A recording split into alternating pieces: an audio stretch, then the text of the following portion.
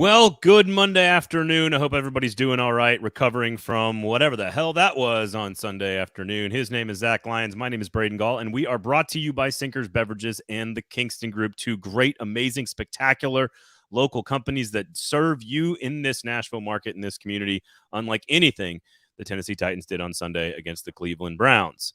So if you want to come in, if you want to get into the comments section and you have some questions, and you want to vent, if you want to scream, if you want to ask and steer the conversation, today is a good day for you to come on in, hang out. I am wearing my Gotta Coach Better, Gotta Play Better shirt, courtesy of Stoney Keeley and the Sobros Network, just for you, Zach, because I know it's wearing thin for you. It wore thin whenever it debuted back in 2018.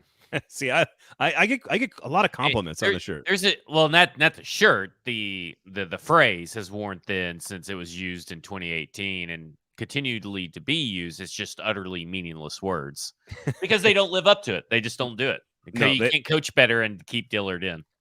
Well, yeah, the coaching problem is there. It's not better. The playing problem is there. It's not better. So you're right. It's not true. And we'll get to all of that today. Essentially, three major questions. I want to put in perspective what exactly we saw on Sunday against Cleveland. I want to ask you about the game plans on both offense and defense. And then what are some of the solutions, if any at all, that we can present for the fans out there to each of the different problems within the team. So we're going to have a long conversation today about that. If we can get to my review of the Chicks concert on Saturday night to give some folks some lighthearted content a little bit later on, we'll do that. If we can get to some SEC power rankings later on, we will try. I'm not promising anything because this could end up just being a therapy session about the Tennessee Titans. Of course, Sinkers Beverages, Kingston Group. Remind everybody, I'll be up there at Bluegrass Beverages on Saturday from like noon to 4. We've got a tequila and bourbon fest there. We're going to be hanging out, doing some content, hanging out with you guys, watching college football, talking Titans, all kinds of fun stuff. So make sure you swing by Bluegrass Beverages up in Hendersonville, serving the market for over 50 years now, celebrating their 50th anniversary, the sister store of Sinkers Beverages, of course, serving East Nashville. So if you're in the area, please come by. I'd love to say hello. I'd love to see you, and I'd love to buy you a drink for free. So make sure you check that out. Sinkers Beverages, of course, in East Nashville. You can Uber Eats, search Sinkers Beverages, and have them deliver the booze directly to your house. They'll drive so you can drink. Kingston Group, of course, Nashville's locally owned custom home and remodeling firm. It's a firm. Plan better, design better, build better, their entire motto, and they live by it every single project. The Kingston Group, buildkg.com is the website. Whether it's a renovation, buying or selling your house, doesn't matter. They will help you solve some problems. They'll help you talk you through it. And if they've got a solution, they got you covered. If not, they'll make sure you get to the right people and talking to the right folks. We've used them to build some stuff on our house.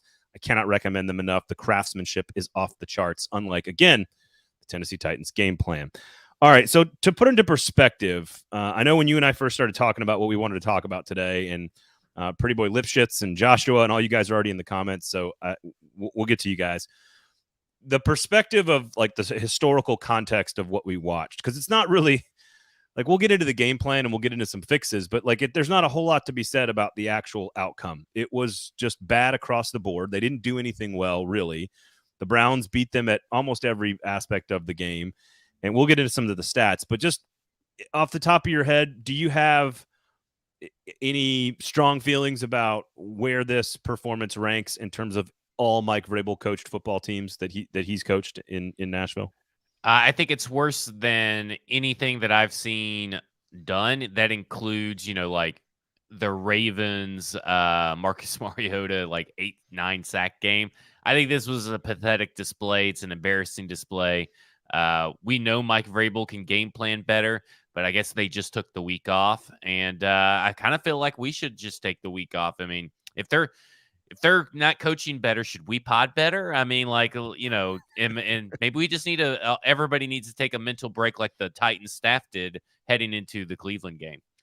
I listen, we could always pod better. There's no question about that. Although I will say I very, very concerned about Andre Dillard all summer long, and we're gonna have to get to that coming up in just a moment with our fixes. But listen, I thought the Titans could go up there and win a rock fight. It was a rock fight for a little while, And then it just kept getting worse and kept getting worse. So we were, as a show, we were wrong about this game for sure.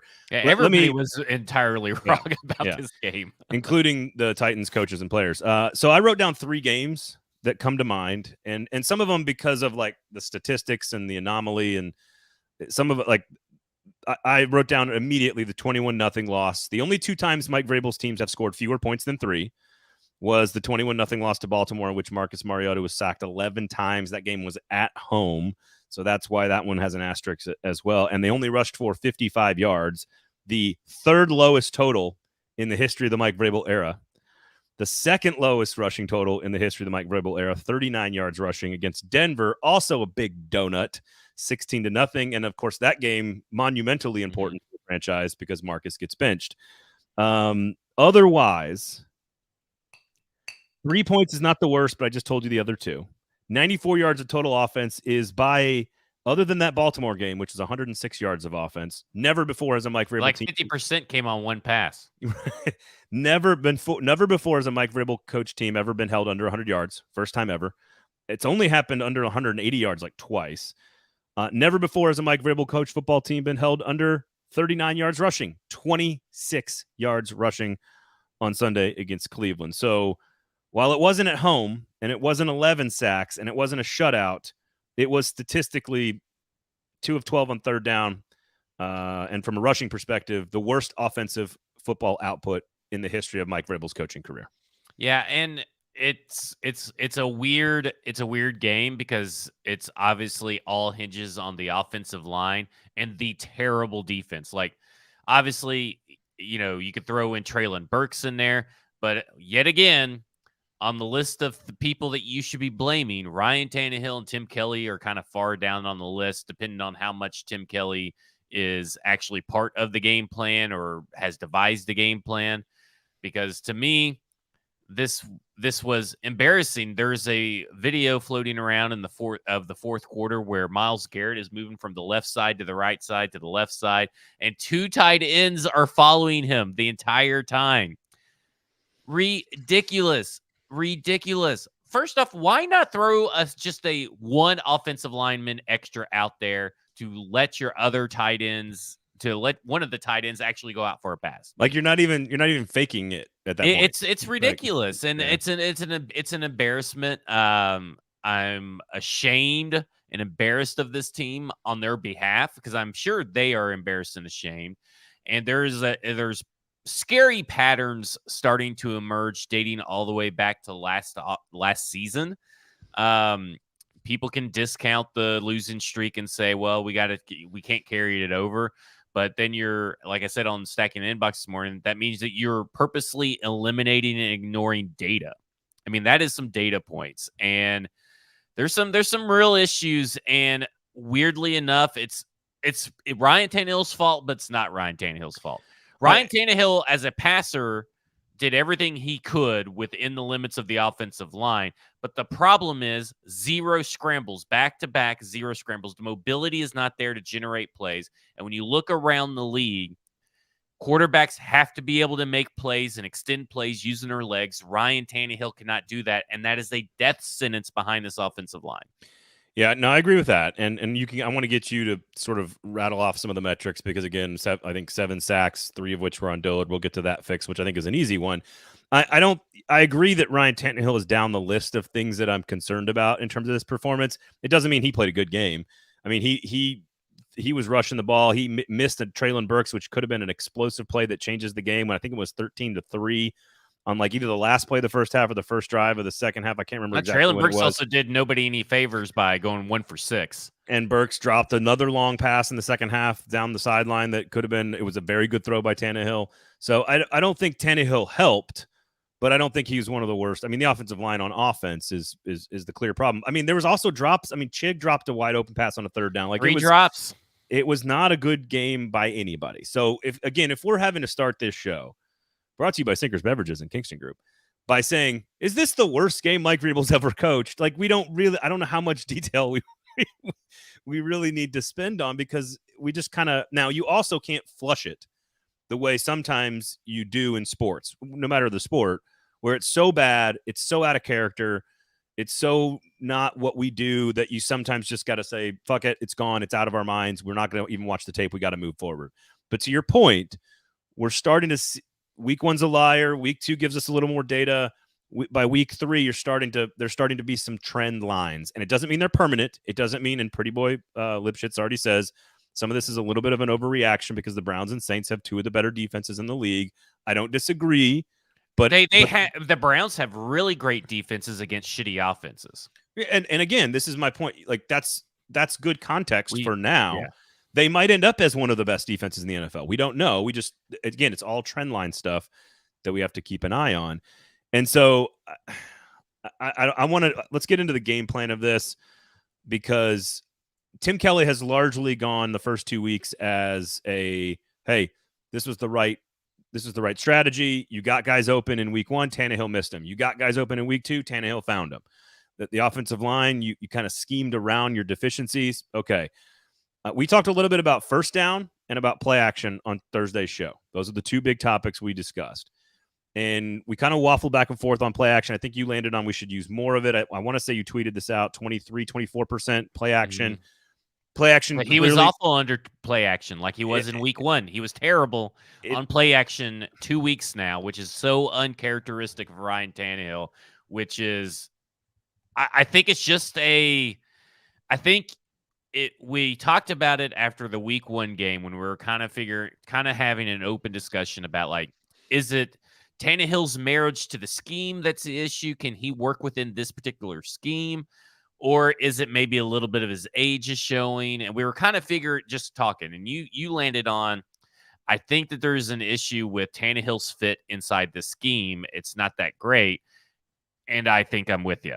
Yeah, I am honored when I get something that you kind of come along with, Matt. That's an honor. Some of that is, it's hard to explain that theory because I still need to see. I thought you did a good job of it, but I mean, he's play action is not his go-to. It's not his escape hatch anymore. He's been, for now, out of 3 games, he's been better off non-play action plays 2 weeks in 2 games. It's just something is off about this scheme, and he's not getting it, and he can't scramble to make plays. And I don't think, while they were drops and some mistakes by the skill players yesterday, I don't think they're on the top of the list either. I think they're put Traylon up there.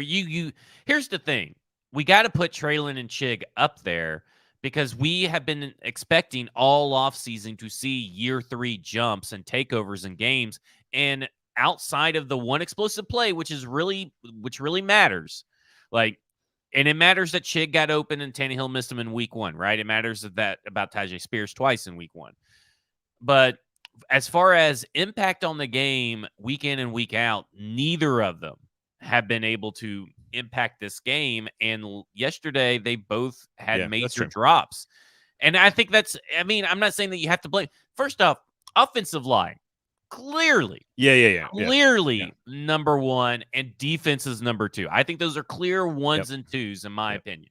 Yeah, I agree. So Joshua says, blow it up, guys. I think Tim Kelly is a talented play caller, but this roster is garbage. I think there are some pieces on the offense that fit the system very well. Mm-hmm. To your point, Traylon Burks, Chig are both second-year players. Spears is a first-year player, so there's still a lot of growing left to do. Z Dean says, one positive note is almost all players on the team are on 1-year deals, and the Titans have $80 million in cap space next year. I agree with that. There's another positive I'll throw out there, and that is everyone in this division sucks because the Colts are in first place, by the way. And Pretty Boy says, at least we found a certified stud cornerback with Sean Murphy Bunting. The sarcasm dripping off the comment section there. All right, let's start. We'll start with the game plan, because Simmons said a lot of this stuff after the game, how frustrated he is. The coach better, play better things starting to get old because they're not playing better. They're not coaching better. A lot of miscues on defense, missed coverages on the final touchdown there, missed coverage on Al-Shaair on the 4th touchdown. Frankly, they did is terrible. Just Christian Fulton in a contract year, one of the most important seasons and moments of his entire human life, has played 2 bad games and was missing for the other one. And so a lot on the line and a lot at stake for that guy. I think if you listen to sort of the breakdowns, the missed coverages, frankly, Deshaun Watson, I think, did the thing that we thought Ryan Tannehill should do in this game, which is short, quick, efficient passing game. And then as the game went along, they weren't even getting pressure on him. Like the first drive, the sequence that I thought ended the game was like the missed opportunity at the end of the first half by the Titans, where they get sacked and get no points. They come back, they go 3 and out basically, and then the Browns go right down the field on one of the most efficient drives I have seen. I think there was one, maybe that was one of the Murphy Bunting penalties on the third down, maybe early in that drive. But then Deshaun Watson truck sticks Amani Hooker on the goal line to get a first down, and then they run it off left edge with like 14 offensive linemen. Like, they did the thing that I wanted to see the Titans do on that drive, and that was the end of the game. It went to 20-3 at that point. Titans come back, go 3 and out. Chig drops a pass, and I thought the game plan on both sides is a major concern. It was bad. I mean, I've never seen a team that looked like they prepared for an entirely different other team. Like, it's like they didn't even think Myles Garrett was going to show up or something, and I don't understand it. I don't know. I know a lot of people has been talking about, like, Andre Dillard didn't get a lot of help or whatever, and he's in a lot of one-on-ones.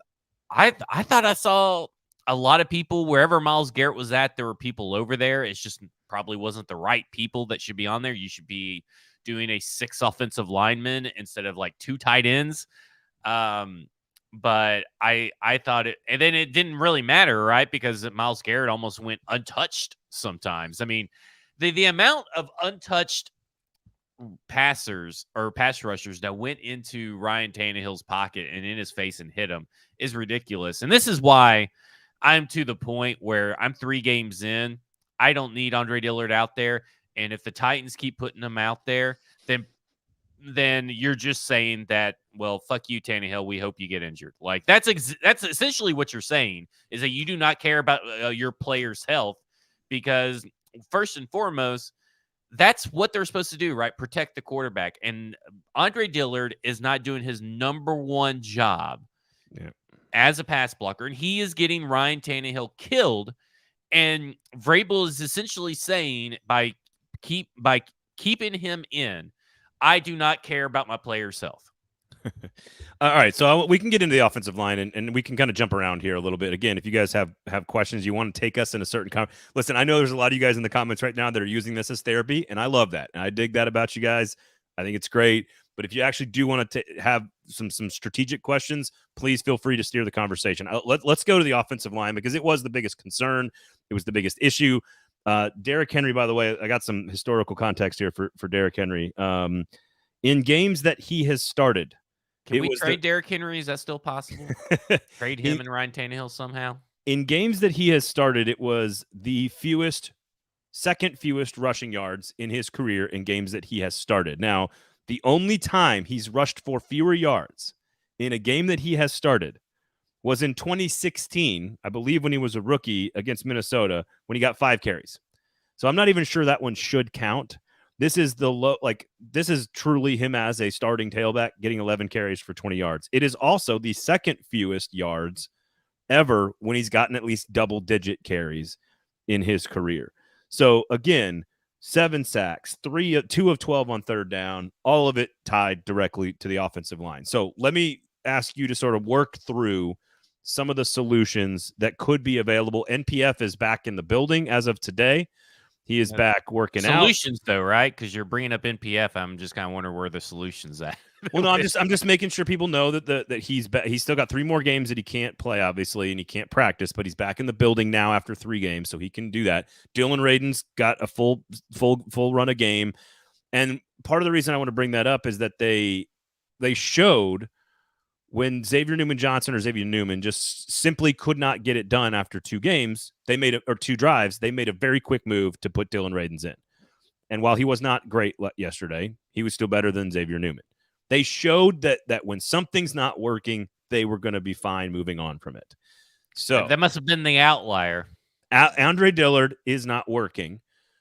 Do you start him one more time? Peter Skoronski's health is a factor in all of this. What is your ideal strategy moving forward for the Titans offensive line? The ideal strategy would have been not signing Andre Dillard. That would have been the ideal strategy. Maybe whoever is in charge of scouting pro offensive linemen and college offensive linemen, if it's the same guy that's been or the same two people been scouting for the last couple of years. I'm not here to advocate anybody to be unemployed or anything, but I would say that you would need to look to upgrade the current personnel that you have in that department. Uh, the only solutions that may not be a solution, and look, eh, Pretty Boy Lipschitz brings this up. I think every starter has until the bye. I think that's, while I think that may be true, I think that's a horrible strategy and an unnecessary strategy in the NFL. There's no reason Andre Dillard needs 3 more games. Okay, there's just none. There's no reason for it. If you're playing him, it's out of hubris. Your ego. It's out of that you paid him and you feel like you owe yourself that we paid him so much money, we got to keep playing him. Or you're just blind, I guess. Like you're just being stubborn and ignorant for whatever reason. I don't think that Andre Dillard needs to play anymore. Now, listen, at left tackle, if you want to switch him to a guard position or you want to switch him to the right side and try him out on the right side, by all means, if you were trying to get your money out of it and want to find a place for him on the starting offensive line, then move him over somewhere. I mean, Chris Hubbard and him probably on the right side are the same guy. Maybe you put Chris Hubbard on the left. He would just look just like Andre Dillard, right? So maybe that's it. I don't know what you do with NPF. I don't think you move Skoronski. I think you put Radens out there. I just don't think that the solution I don't think there's a realistic solution where your starting 5 offensive line at this point get you to a certain level. Now, I will say this, the schedule does get easier in terms of pass rushers. The only pass rusher you're going to face the rest of the year that's on Myles Garrett's level is TJ Watt. So you're going to have some breaks in between this. There's a rookie for Houston that's coming on pretty strong. Yeah, well, let's wait to crown him on Myles Garrett. No, I level. know. I know. Of course. But he blocked a kick yesterday. He's Joshua Kalu's blocked a kick too. So I mean, I guess he's Myles Garrett. So listen, I'm just saying that there's nobody on Myles Garrett's level that's a game wrecker like that. But that still does not mean that Andre Dillard should keep his job because he's at least going to allow quarterback hits. He's at least going to allow hurries if he doesn't allow sacks. Well, and they got Hendrickson coming up. It's not like he's a slappy. Whoever is Kwity Paye, the one that they would face, I guess, against the Colts. Yeah, I said, no one would like Myles Garrett except for nobody. Well, nobody. But Jake Nelson says this: Dillard is not going to go against Cam Jordan, Carl Granderson, Joey Bosa, and Myles Garrett every week. Ignoring that is blindness. Dillard is trash, though. LOL. I think that's kind of the right approach. And that's what I'm saying. He could get the stats can look better, but it's a mirage. It's fakeness. It's that's what it's like the Jaguars last year. They were 9-8. They weren't an above average team. It was all a mirage, and we're seeing that mirage catch up to them. Yeah. There are teams that can win a division. The Seattle Seahawks won a division and made it to the playoffs 7-8-1. Doesn't mean they're good. Right. Like, Andre Dillard can look great against shitty pass rushes. Doesn't mean he's good. Jason says, I just don't know how the offensive line issue has persisted this long. How many off seasons does it take to fix the line? More is the answer there. It's going to take more. I do think this is an interesting question, and I want to get to what Z Dean says here in just a second, but I want you to lay out you are Haas and Mike Vrabel and Tim Kelly have come to you and they say, all right, we're going to shake it up. You've got control to put the starting 5 out there this week at practice. What is your starting lineup along the offensive line? I think if I were objectively looking at it, and everybody was healthy besides NPF. Okay, let's just say NPF is not an option. But let's say Skoronski's back. Let's say Skoronski's healthy. I'm trying Radens, Skoronski, Brewer, Brunskill. And I'll be honest, I think I'd put Dillard at right tackle to see if he can get anything out of him. I think I'd give him that for a week. So I don't disagree with kind of what you're going with this. I think I would let Hubbard and Radens battle at left tackle. I think that's And listen, Hubbard is that's what I not a would do. left tackle with his little T-Rex arms. His No, I know. arms are shorter than Skoronski's. I know, but like you don't have options until NPF comes back. Jalen Duncan's not the guy. Murray's not the guy. Maybe they get some run in some point because it's desperation. But I think it's Raden's one, and then if you want, and if it's not working, maybe Hubbard is your option, and then you put Dillard at right tackle and you see if it works. Or it's Raden's left tackle, Hubbard right tackle, Dillard coming off the bench, maybe as your swing tackle. Again, all of this assuming that Peter Skoronski is going to be back at left guard. I don't think the option is to move Skoronski around. I think there is a chance, Zach, I don't want to go crazy here, but there is a chance that with Skoronski back in the lineup and healthy for an extended period of time, that Skoronski, Brewer, and Brunskill could come together and form a solid interior offensive line. I don't think the interior of the offensive line is a problem. I don't think Brewer is an issue. I mean, he has his moments, but I mean, him and Brunskill were the least of the problems yesterday. Brunskill didn't. I don't think Brunskill allowed any pressures or quarterback hits or anything. I keep telling everybody don't sleep on Brunskill, but to me, it's just like I think you got to keep your interior the same. And look, it may not get better with Radens. It may not get better with Justin Murray, Jalen Duncan, whoever MPF, if you want to throw him out to the left and he comes back. I just think that you got to stop drafting offensive linemen with a relaxed attitude. This is Dillard telling people that he got critiqued and got advice from Myles Garrett after the game. Take that to your grave, man. You could not get that out of me. And you just tell everybody, and he just got blank stare on his face. Like, I'm so out on Dillard that I'm not even convinced that he's not worse than Dennis Daly. Like, that's to the point where I'm at right now. So, well, and I don't think I think to your first point was, I think we're not gonna see a change until potentially after Baltimore, which is stupid. I think it's stupid. Right. I'm not saying it's right. Kind of there's a difference between a prediction and what we think should happen. And Joshua Medina says this: why wouldn't we give Skoronski run at left tackle? He played it in college and could be another outlier like Rashawn Slater. Listen, to me, it's about like the long-term fit of what he's developing into. And he's not one of those soft sort of attitude guys. Like, he's got some killer instinct, which is one of the most important attributes to an offensive lineman. I just think if you set your interior offensive line for at least this year, next year, maybe the year, like, you can actually work with that.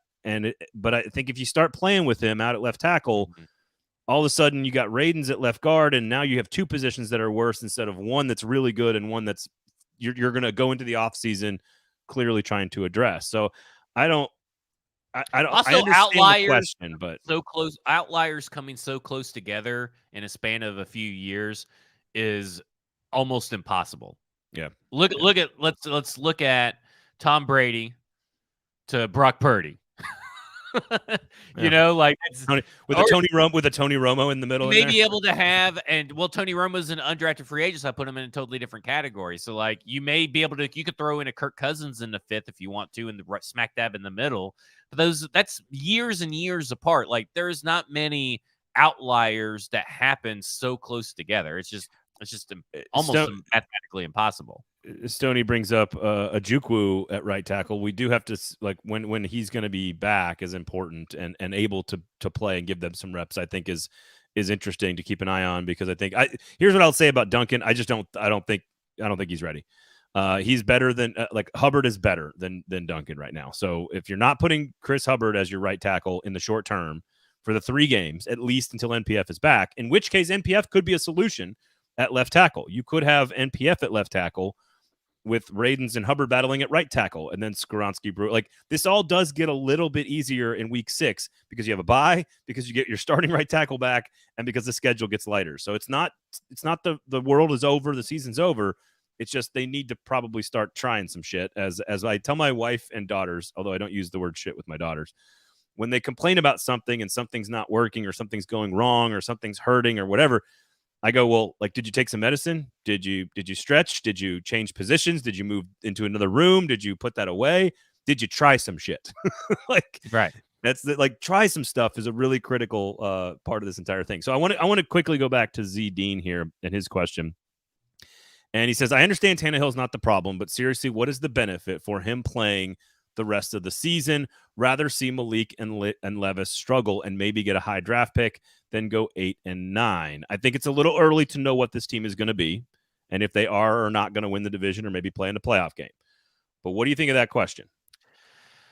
I mean, I've always been of the point that this season is ultimately meaningless. Like, I mean, they're not going to the Super Bowl. I don't think that's a realistic best case scenario. Even if they make it in, and everybody wants to like, oh, everybody's 0-0 when they 0-0 when they get into the playoffs. Okay, well, yeah, but there's still percentages of you actually making it out there. I just don't think. Here's my thing. I don't think week one Ryan Tannehill was the issue. But the issue that Ryan Tannehill presents now that maybe doesn't show up in the advanced stats or maybe show up in other situations that you see is what we talked about earlier, is that he's a statue. And statue quarterbacks aren't going to get you anything. I do not think that this team gets any extra wins or even maybe the same amount of wins by switching to Malik Willis or Will Levis. But I think it would be at least something that is worth trying if this trend continues. There's a benefit to doing it. Right. There's a benefit to doing it. There's not a benefit in the win-loss column, but you may be able to see, oh, well, Malik maybe has put it together when he's with a better surrounding cast of what he has seen in the past in his previous starts. Maybe Malik Willis's legs and scrambling ability, Will Levis's athleticism and arm strength can get you to do stuff differently, right? Maybe different things happen. Yep. I don't think it's any added wins, but at least then maybe you get some clarity on what your quarterback situation is a little bit early, and maybe you do generate a lot of losses and you just draft a third quarterback in the row, kind of like what the Bengals did when they landed Joe Burrow. They drafted Logan Woodside, then Ryan Finley, then Joe Burrow. Maybe that's the progression. Maybe it's Malik Willis, Will Levis, and whoever else is in the first round. Like at this point, Ryan Tannehill isn't creating losses. He's not preventing wins, but he's not. I mean, he's kind of preventing. They might be 2-1 right now if it was if again, it was a different quarterback, but I don't think it's the two quarterbacks behind you. No, I agree. Pretty Boy says they need to just rebuild, but this division sucks so bad that we can win with this piecemeal team, which I think actually is not a problem, but it's kind of part of the problem, but also is a good thing too. You can't have a 35-year-old statue. You can have a 35-year-old statue, excuse me. You just can't do it with a bad line. He says, hey, here, I'll push back on the Tannehill statue thing just a touch. I think he's still got a little bit of mobility. We saw that on the triple option. That's a different kind of mobility, right? Than what we're discussing. We're discussing the mobility to scramble and extend plays, not mobility on a designed run or whatever. And I would go a different direction of analysis with Ryan Tannehill on if he is turning into a statue, which is inevitable at some point. I don't think if you're going to be a statue at that age, you have to be like, you have to see every single thing before it happens. You have to be processing it at lightning speed. You have to be pinpoint accurate, and you've got to be able to go outside the confines of the offense really fast with your arm from the pocket. And I don't know that. And he doesn't have none of that stuff has ever been really his game. It's just, and that's not to say he's stupid. That's not what I'm saying. That's not the point. That's not like what has ever been good for him. He's not that next level type of guy. And I mean, most quarterbacks in the NFL are not. So let's get back to if you start Levis, I don't know if it, you probably lose some games, maybe more. I do think Tannehill's worth some wins in that situation, but I don't think. But which wins, right? Like, because here's the thing. I kind of talked about on Stack of Inbox is like when we're talking about fake good teams or teams that have good records that are technically not that good. I think about the Titans have one win already, right? This AFC South stinks so poor, is so bad. It's so bad. They could sweep. I would not be surprised to see them sweep the AFC South and get 7. There's 7 wins, right? You beat the Panthers, there's 8 wins, right? That's another terrible team. I understand where you're going with all this. I mean, I'm just saying, I kind of feel like Levis or Willis could probably do the same thing. I could also see C.J. Stroud throwing the ball 62 times against this secondary and torching them twice. So, like, not to say that he's great. I just mean I could see anything at this point moving forward. Stoney, good question. We'll get to your question here in a second about the mental toughness, because the defense, we have not touched on the defense yet, and that's a huge problem. But I thought the Tannehill question is interesting because we said some of this stuff in the preseason. I think we did a show where we laid out all the different scenarios at quarterback, what could happen. And if they are all of a sudden, I don't know what the number is. I think they need to be closer to like 2-5, 2-6, with like Tannehill injured and banged up, and it, to me, that's when there's then you make the change. And then every snap Will Levis gets is beneficial for the future. Every snap Malik Willis gets is beneficial for the future. I just don't think Malik Willis is the future. I think it's Will Levis. So whether that's good or bad is yet to be decided. but you don't trade up to draft a guy 33rd overall if he's not the guy you think is eventually going to take over, at least in the short term. All right, question from Stoney, because this can translate, because I'm with you. I'm going to go with Radens with a little battle from Hubbard on the left tackle, Skoronski, Brewer, Brunskill, and then Hubbard and Dillard on right tackle. Hubbard has been okay. He's been okay. So that would be my offensive line solution, but that's the problem. They've got to be better. Game plan needs to be better around that offensive line, quicker passes, screen game. Everybody's got to make plays, etc. Stoney says, the thing that gave the Titans a chance to beat anybody in the league on any given Sunday was their gritty, competitive mental toughness. Did you guys see that yesterday? And in the secondary, the answer is no. I thought I saw it at the beginning from the defensive line. There was one weird play where Elijah Moore gets like trucked by Jeffrey Simmons, and he sort of got up and kind of barked a little bit. And I thought I saw some of it at the beginning of the game. But as it wore along and as Deshaun Watson kept completing passes, I don't know, second half, I didn't see any of that from anybody, defensive line included. You know, the Ryan Watson, I talked about it, you know, if week 1 is a liar, week 3 whispers some hard truths. I think one of the hard truths that's whispering to us right now is that this defense is not as good as what we initially thought. And if it's not as good as what we initially thought, which is a top 10 defensive unit in the league, with the pass rushes being as dominant as it should be, or what we projected it to be, and Christian Fulton, who has a perfect passer rating when being targeted, who has only allowed 1 incompletion, 7 of 8, by the way, 7 of 8 for 165 yards and a touchdown, and in 2 games. And he didn't even play half of one of those games. Right. So I'm to the point where this defense is not going to be able to bail this team. It will be able to bail it out of a game here and there, but it's not going to be able to bail it out consistently as it needs to be for this team to be successful with the style of football that Mike Vrabel keeps wanting to play. So I agree with what you're saying. I think I'm looking at the schedule, and if Cincinnati has a banged up Joe Burrow, he's not fully healthy, the game is not as explosive and out in space, that could be one that the defense could play. Like they gave us a chance. They gave the Titans a chance to win the Saints game. Like a bad offensive team, the defense did its job in that game by and large, other than the couple of plays in the secondary. Indianapolis with Gardner Minshew, who's in first place in the division after beating Baltimore on the road, you would think that would be a game that the defense could help you in.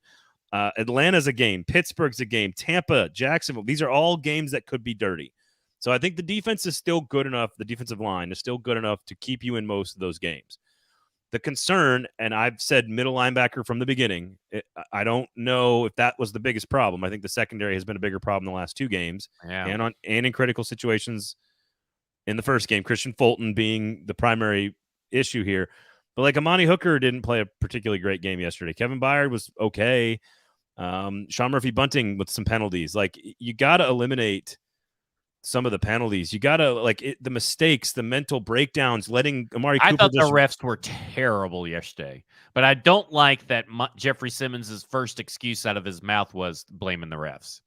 Well, I mean, they also got away with one that would have been a touchdown, right, for the Browns. I know, because the defensive back stopped because he heard the whistle. This idea that Amari Cooper was just automatically going to score, I mean, maybe it's just the assumption that this guy was going to tackle him. But there was a guy right there who pulled up because they all heard the whistle. I mean, there was a guy coming to tackle him. I agree, but that's an absurdly bad call later. But it was an absurd call. Yeah, but I mean, Chig was never down, right? Like he was never down on that play in the first quarter, and they ruled him down. Yeah, that's right. I forgot that. So I mean, like I thought it was terrible for both teams. Yes. Like, Yeah. don't get me wrong. I think it was just a horrible overall, and that's why I tweeted. This is one of the worst officiating jobs I've seen in an NFL game, where two blatantly bad missed calls, which is the Amari Cooper step out and the Chig never had his knees down. Like We're the just ref called. is, I don't get it. the ref is like The Amari Cooper thing is the worst call I've ever seen in my fucking life. The ref is 5 feet away and like looking right down at his feet. Yes, like, and they even show him on the replay. Like, what are you watching? Did you guys see Jimbo Fisher out on the field during a play for the Auburn? So there's at Auburn. There's a reason I'm lumping this together. So A&M and Auburn play over the weekend. Texas A&M is Auburn's offense is fucking terrible. It's terrible. The only way they score is a turnover and a scoop and score, I think, where the guy goes like 70 yards down the field.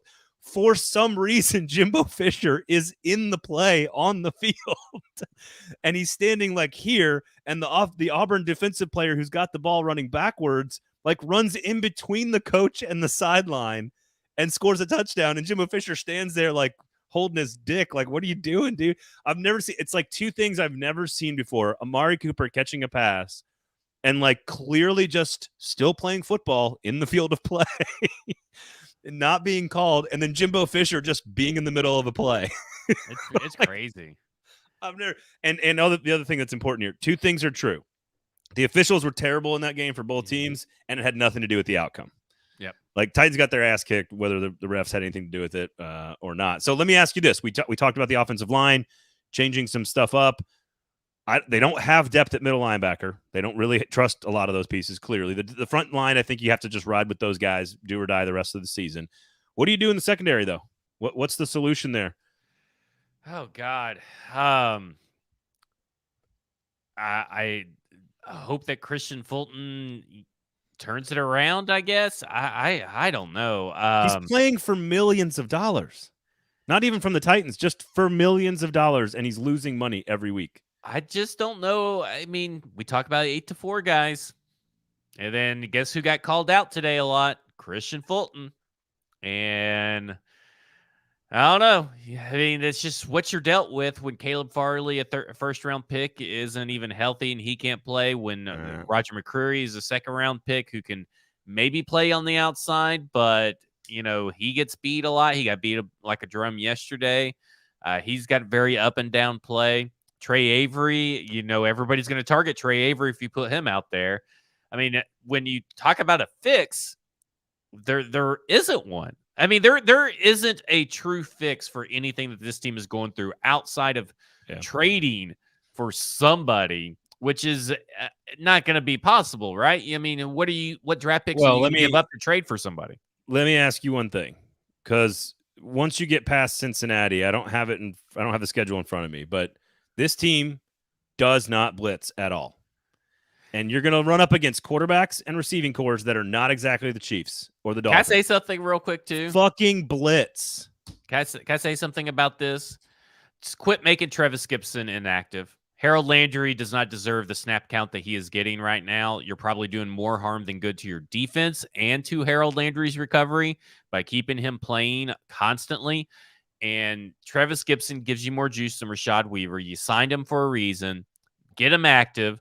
Put him in the rotation. Give Harold Landry some rest. And I would say, you know what? Let's see what Caleb Murphy's got. Like, why not? And like, at this point, Harold Landry's just, and it's not his fault. He's recovered from ACL, but they're acting like the way they treat Harold Landry right now, they're acting like he's the all-pro he was never all-pro, the Pro Bowl defender from a couple of years ago that was getting 9.5 sacks. Well, that's impossible. It's impossible to do that. He is not that guy. He just physically can't be that guy right now. He may be able to get back to form next year, right? He may be able to get back to form in week 15 through 17 or something like that. But you're not helping him by keeping him out there every play, dropping him into coverage when you have at least healthier and faster players to be able to put on the field. And I want to be very clear when I say this. And Stoney, you're making a good point. This team can't blitz because they need bodies in coverage because they suck so bad. So here's what I'm saying. This goes to Chris Hubbard playing left tackle. This goes to Dylan Radins playing tackle. This goes to Peter Skoronski playing tackle. This goes to any type of schematic change in the secondary. This goes to blitzing more. This goes to Gibson playing on the edge. I am not suggesting that what Zach and I have to say on this show is the thing that's going to fix it. Going back to what I tell my wife when she has a headache, and I'm like, did you take? Well, Joshua Medina just brings it up that they're signing Dane Cruikshank. Yeah, that's going to help. So my wife has a headache, and she goes, God, I got a headache. And I go, well, have you taken any Advil or anything? She's like, no. I'm like, well, why don't you try some shit? What we are saying is to try some shit. And Stoney, if you're going to make a shirt and put something on a board, I don't want to see try some stuff. It's got to say try some shit. It's got to say the right words. Just try new pieces coming off the edge. Try a different rotation at middle linebacker. Try some blitzes. Try rolling your coverages this way or that. Like, you try a different guy at left tackle. We're not saying that we know the answers and it's going to work. But, like, how do you know if you don't try some stuff? Like, and maybe if you're blitzing without Harold Landry, I mean, they blitzed Azeez Well, I don't know if Azeez Al-Shaair and Jack Gibby got their sacks and Roger McCreary got 3 pressures. I don't know if they were blitzes or if they sent 3 and then they sent one of these guys from a different angle. But that worked. You generated pressures by doing that, and you generated QB hits, QB hurries, sacks from doing that. I personally, I just don't know what the answer is, and there's not a real answer out there. It's right. And I'm not saying we have them. Like, we're not. Yeah. We're not. I want to go back to your point, though, about, like, Christian Fulton, first-round grade, second-round pick, and is struggling right now in his contract year with everything in his life at stake, financially, as a career, and his future, and his family's money. And it's not that he hasn't made good money already, but I just mean, like, there's a difference between, like, $60 million contract and, like, a $10 million contract. Yeah. Caleb Farley, first-round pick, has offered very little. Not his fault, but also could have been predicted what he's been dealing with. Dylan Radins can't predict the ACL, but also a high second-round pick. Isaiah Wilson, we know the whole story. What are we getting at here with where they have invested assets in the 2 positions that we have problems with right now, which is that John Robinson did this organization no favors with the last few drafts, trying to fix the offensive line and trying to fix the secondary. Now, I like Elijah Molden. He got beat a couple of times, even on Sunday, in the wrong position, dropping into coverage. But the offensive line and the secondary, if those are some problems, and it used to be the receiving core, but obviously you kind of have to give JR some credit for those, for Phillips and Burks and Chig. But, they didn't help this. This organization could have been different with just serviceable pieces. With those 2 first-round picks, with Wilson and Farley and Radins and Fulton, if they were all kind of Fulton level, they'd be better right now, honestly. And Fulton is, a bad example this year because he's been terrible. Yeah, it's the way, and I talk about this, and I talked about this numerous times, that while I don't agree, doing the glow up was what they were going for, right? That's obviously what they were going for. But the glow up is blown up. It's blown up in their faces. And I know it's only 3 weeks. It was like, oh, you can't overreact. I'll tell you what I told y'all last year. Quit putting your head in the sand. Sometimes what you're seeing, you should be believing. And this team did not attack the proper. I feel like they got good players in this draft. And they got good value, but I think playing to your board so strictly in the draft, I think drafting or signing certain players that don't really fit your mentality that you say that you want, I just feel like it just didn't go with it. And let me say this. I'm looking up Stat Head Football right now because I've been trying to look it up. 0 blitzes on Saturday or Sunday. What do we like? Supposedly, I mean, it's crazy to me, but that's what it says. So again, like, I think Roger McCreary could be a decent player for them. That's a high draft pick asset that they use, second-round pick on a corner. I think my issue with the free, and this is a little bit different of a conversation here because we're still, I think this is like an off-season conversation. I think, and I pointed this out in the summer. I think the free agent signings, all the group, all fit the mentality very well of what they're trying to do. None of them were starters for a reason. Mm-hmm. Like, I think that's what I'm learning is that they're all solid. I think Azeez Al-Shaair is a really solid player. I think Daniel Brunskill is a solid player. I think Sean Murphy-Bunting could be a solid player. Varying degrees of solid. Arden Key, solid player. But none of those guys were starters. They were not starters. That's why they got them on cheap deals, and it's why they got it. Like, I think they fit what the Titans want to do. The question is, are they as a collection good enough to win enough games? And it's not even that group's fault of what we're seeing. The offensive line, Dillard, is the major problem. Yeah. Like that's a major problem. And I think Stoney points out something really good, by the way. I think Stefanski laid the blueprint for exactly how to attack this defense. Here's what I would say. I don't. You go ahead. I think Jim Schwartz ate their lunch. Jim Schwartz showed him the blueprint on defense, and Stefanski showed him the blueprint on offense. I think there's a lot of people that are going to be looking at that film. And now, not everybody has Browns personnel on defense. I get that. But there's a lot of teams that have Browns-ish personnel on offense. So I think there's a lot of people that are going to watch that tape and go, what? And this is how we attack the Titans, unfortunately. Well, I mean, I think that this blueprint has been around for a while. I mean, I don't think Stefanski and Jim Schwartz did anything out of the ordinary. It's just other teams just want to not keep it simple. I mean, it was very simple. Attack the left side. Attack Chris Hubbard. Right. Okay, well, that's easy. I mean, that's what we said that they could do all year. I mean, the other one. Attack the offense through the air because their secondary sucks. Well, yeah, their secondary sucked for like 3 years. Like, I don't know. Like, this is all pretty simple stuff to me. I mean, it's not revolutionary. I do want to say that Pretty Boy Lipschitz says he'll stick up for Fulton a little bit. He's horrible when targeted, but he never gets targeted. Teams have been trying to pick up on Sean Murphy-Bunting. Sticking up for Christian Fulton has backfired in your face. Coverage snaps per target, 6.6 for Christian Fulton. So roughly every 7, he's getting a target thrown his way. Snaps per target for Sean Murphy-Bunting is 8.9, so roughly 9 snaps. So they're targeting him on a per snap basis, less. I don't know if sure, he's horrible when targeted. I'm not sure that's the argument you want to make. And also 23.6 receptions per allow yards per reception. Average depth of target is 22.9. They're beating Christian Fulton deep because Christian Fulton does not know how to, I guess, run with his man. Whatever word or phrasing you want to use, he just stinks. All right. So a lot of things, a lot of people dealing with a lot of emotions on Sunday, and I understand people are going to react the way they need to react, and the NFL will change. Things will be different. They will not be that bad next week. It doesn't mean they're going to win, but they're not going to be that bad next week. So this is the NFL, so let's not lose our minds. Until they let Jake Browning go for 300 yards on him. Sinkers Beverages, Kingster Group, of course, are great sponsors. I want to say thank you to both of them. Again, we'll be out at Bluegrass Beverages on Saturday, so come on by, 12 to 4, Bourbon and Tequila Fest for free. That's right, for free. So come on out and taste some bourbon, drink some tequila, watch some college football with us. I'll be out there, so come on out and say hello.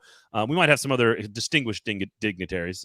We'll see what happens. Some offensive line tweaks, some secondary tweaks, maybe blitz a little bit more, tweak the lineup, continue the play calling. There's lots to discuss. We'll get to Thursday. We'll talk a lot of SEC football on Thursday as well. So I just look, this. I know people are feeling crazy, and there's a lot of conversations to come out of this game, but it will be different. Just like after week 1 and week 2, it was different. It will be different. So, Z Dean. If only this team was pandering to the Tennessee Volunteer fan base. And maybe they should have drafted Darnell Wright. Maybe. Just drafted all offensive linemen at this point. Yeah, I guess. All right. So their evaluation of offensive linemen outside of the obvious ones, like Peter Skoratsky, which is obvious, right? Like that's an obvious one to scout, has been pretty terrible. I mean, Conklin was a good pick. Yeah. I'm trying to think. I mean, they signed Ben Jones, one of John Robinson's first ever guys. Yeah, but Jones. I mean, that's 2015, 2016, I guess. That's a while ago. Yeah. What else? I mean, there's got to be some picks in there. Was Brewer? Where did they didn't even draft Brewer, right? He's undrafted free agent. Yeah. He's been okay. Nate Davis was fine for 1 year and not good for the other 2. Yeah. What else? Roger Saffold, they got 1 year out of him. They got 1 year out of that tree. Yeah, they had one really good year out of Roger Saffold. Yeah. That's true. Yeah. They ran the ball like crazy. That was the 2,000-yard season, right? With Henry. So, all right. So, should we end on a positive note here, real quickly, with a music hot take? Is that okay? Well, I will say this. I got a positive note. Okay. I want more Taylor Swift in the NFL. Loved it. I loved the videos. I thought it was awesome. She was cussing. She was enjoying it. She was being a regular NFL fan. Her arms, I look, just get longer and longer. She's basically one of those inflatable tube men that are at a used car lot. But it was awesome. And it was like, even Lauren was like, man, people are either they're really, I think there's a lot of people that are like, I don't need to see any more Taylor Swift because I'm a man and I can't like Taylor Swift. What? Taylor Swift got 35,000 people in this country to register to vote because of one Instagram post. Yeah, Shut the fuck up. It was awesome. I thought it was great, and I love that they cut to it. And I thought that she genuinely, I don't know if this relationship will work out in the end. Of course it won't. But I genuinely am enthralled with seeing all of Taylor Swift's reactions. Like, there should be Peyton Manning or like the Manning. There needs to be a Taylor Swift cast, a Swift cam. Taylor Swift has starting left tackle arm length. Yeah, she does. She's got longer arms than Peter Skoratsky. I will say this: I don't have a negative reaction to her music. I think her music is fine. I'm not a Swiftie or whatever. I don't like the amount of money people spend to go to see her concerts is absurd. So I don't whatever. I'm glad she's very philanthropic. Nashville can claim her. What I think is interesting about this, number one, is we all know the history of the relationships, which frankly is none of my business and I don't care about. But like, of course, it's not going to work out. And Travis Kelce, of all people, seems so interesting and odd to me as a choice because we kind of know his personality a lot more than the other players that are out there. But the fact that she doesn't know anything about the game, she doesn't care about the game, and is now so into it, I find that to be very fun. Like, she's just going bonkers for like a week 3. Awesome. I love it. That is so great. And Travis Kelce, I will say this: like, I watched the documentary, the Kelce thing on either Amazon or Netflix or wherever it was, about the family and Jason Kelce for the Eagles, and they're sort of like building up to the Super Bowl last year. Really interesting look behind the curtain. I don't think I knew what's that called. I don't think I've heard of that. Something Kelce. Okay, I can't remember. It's very interesting. Like, it's a Jason Kelce's he's very open about wanting to retire and not wanting to retire and what he's prioritizing in his life. And of course, Travis is featured in there as well. And I just think the particular individuals on social media going after Travis Kelce, I find to be utterly comical. Yeah. utterly comical. Get a COVID shot, drink some Bud Light. Oh, yeah. Unbelievable. Okay, so can I give you a quick positive? I'll let these chicks. These chicks. These chicks. Sinkers Beverages, Kingsford Group. I could not believe when I asked you this before the show that you were like, really? They're popular? Like, the Dixie Chicks, which are now the Chicks. I haven't heard about the Dixie Chicks since like they told George Bush to go fuck himself. Like, that's how there's I am about. And of course, there's a reason why you haven't heard from them. It's because they were basically excommunicated. They were the first ever real canceled culture people, which doesn't exist in my opinion. Cancel culture is not a thing. When you do bad shit and you lose your job, that's just called consequences for stupidity. But they said one thing that they cared about in like 2002, and they couldn't get record deals after that. They didn't really make a record after like 2005. I am not a huge fan, but I am now. My wife is a diehard, obsessed with the Chicks, just abused those records growing up, love them, the whole deal. They put out one in like 2020 because of the lead singer got divorced or something. And this is all new stuff that I learned this weekend. So I take my wife for her birthday to Bridgestone Arena to watch the show. Number one, it is the most positive and happiest energy and vibe I have ever seen pre-show at Bridgestone Arena. I've been to see Jack White, I've seen Maren Morris. I've seen Roger Waters. I've seen Tom Petty. I've seen, I don't know, like you name it. I've seen dozens of shows in there.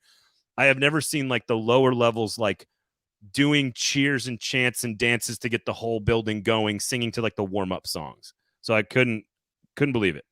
It was so much fun. And I don't even care about these girls. My wife goes bananas when they come on stage. Place is absolutely packed. The music, I've seen Garth Brooks, I've seen Tim McGraw, I've seen Alan Jackson, I've seen Brooks and Dunn, I've seen all the big 90s country acts, right? Mm-hmm. Trisha Yearwood. None of them are as good musicianship-wise and songwriting as the Dixie Chicks. It's not even close. Live, she's up there playing a fiddle for 2 hours like she slayed. They were so much better than any other 90s country rock, like country act that I've ever seen in person at this age, 20 years later.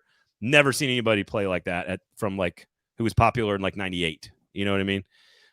So I got to give him a ton of credit. I went into it thinking, you know what? My wife loves this. It's a nice birthday present. I'm going to enjoy it. And then sort of the energy was happy and positive, and I got caught up in that. And all of a sudden I'm watching like 2-minute fiddle solos, and I'm going like, oh shit, these guys are badass. So they were super fun, man. I got to give it to them.